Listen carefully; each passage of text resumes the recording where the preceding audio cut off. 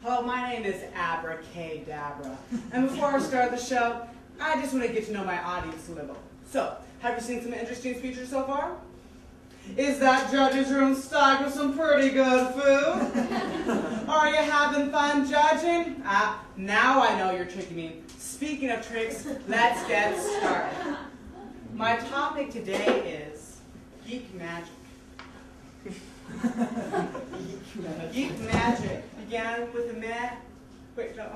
Geek magic is defined as entertaining an audience by giving them the impression that something impossible has been achieved. Have you ever wanted to saw a lovely assistant in two and put her back together magically without violating a single federal regulation? Take one or two regulations. Have you ever wanted to pull a bunny out of the top hat? Or vice versa. Have you ever wondered what it took to be a real geek magician? In this speech, I'll be going over the rules of the geek magic trade, the history of the trade, the tricks of the trade, and the etymology, or what you might call the vocabulary of the trade. Geek magic is what you might call a prestidigitation. Now, since prestidigitation is such a mouthful, we just refer to it as sleight of hand. Prestidigitation comes from the French word prest, which means to be nimble or quick, and the French word doigt, which means fingers. So essentially, a prestidigitation is being nimble or quick with your fingers. Now, like I said, since prestidigitation is such a fun word, we just refer to it as sleight of hand. Now notice I said sleight and not slight. Yes, they're two very different words with the same pronunciation. Whereas one of them means to be nimble or quick, the other means to be flimsy or fragile. And of course, you don't want flimsy and fragile fingers while you're performing a magic trick. To give you an example of a prestidigitation, let's look at the square circle. This right here is what you call a square circle. You may be wondering, why is it called a square circle? Well, because it's a square, as you can see there's nothing in it, and it's a circle. Again, as you can see, there's nothing in it. Now, apart from each other, a square and a circle are meaningless. But when the two unite, all kinds of magical things occur. Thank you. Thank you. You're really kind. Please stop. Now, I have in my possession a book that's been passed down from generation to generation of geek magicians. Of course, I can leave it lying around, so I placed it in my magic trunk. Geek magic began with a man named Jacob Philadelphia. Jacob Philadelphia performed magic tricks from 1765 to 1781 throughout Europe and Russia. Now, at the time, he couldn't say that he was performing magic tricks, or else he might be accused of heresy. So he actually performed magic tricks under the guise of scientific exhibitions. The first modern magician was a man named Robert Houdin. Robert Houdin performed magic tricks from 1840 to 1871. Now, Robert Houdin actually started out as a clockmaker, and then he got the idea to take ordinary household objects and to put machinery in them to make them look as though they're moving by magic.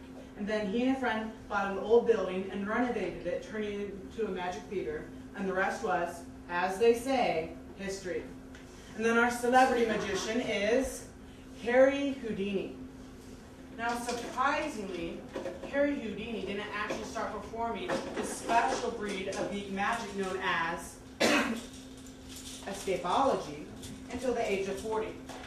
But sadly, he only had a short 10-year run because he died at the age of 50 after an abdominal wound.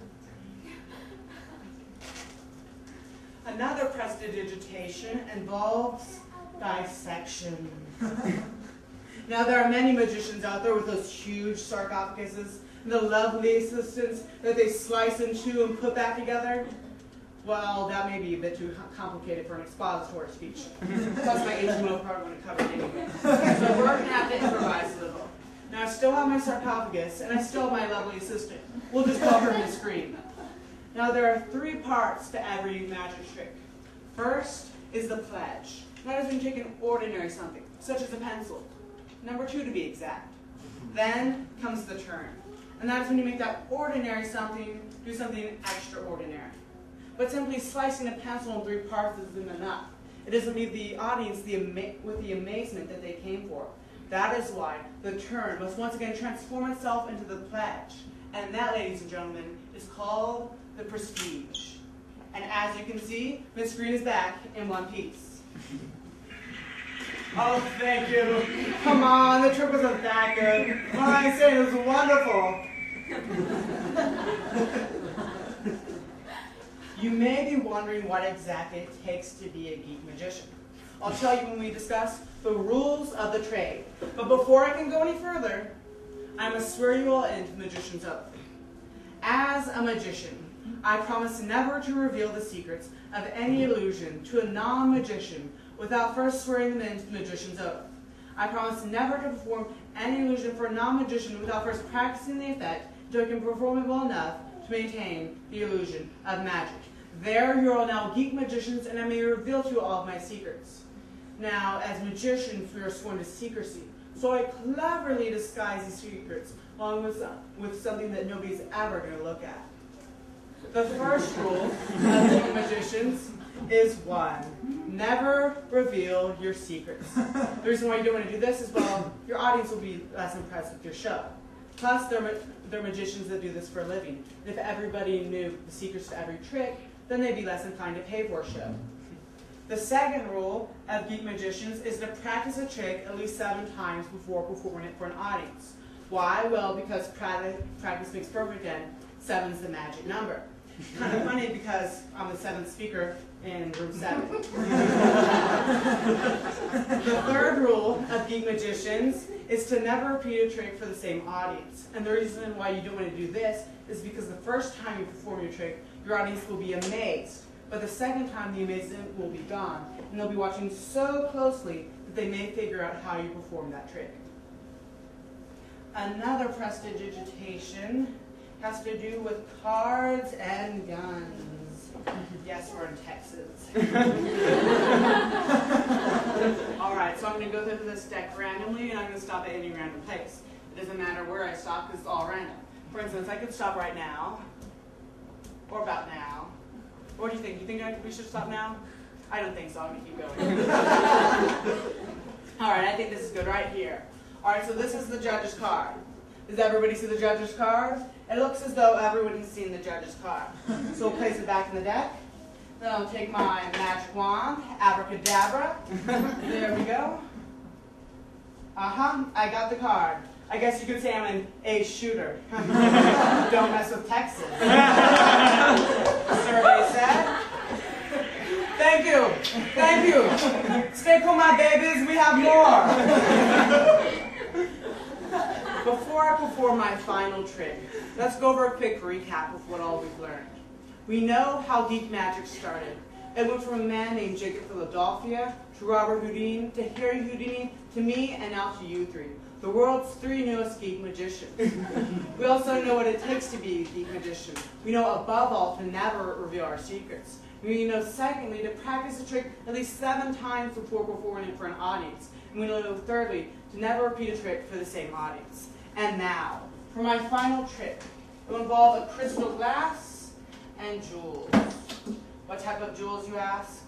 Diamonds, rubies, emeralds, amethysts. The most expensive we could find at Walmart.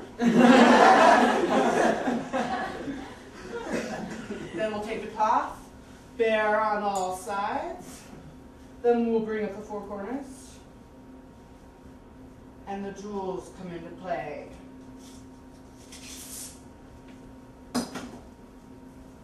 Abracadabra. Thank you, ladies and gentlemen. You've been a wonderful audience.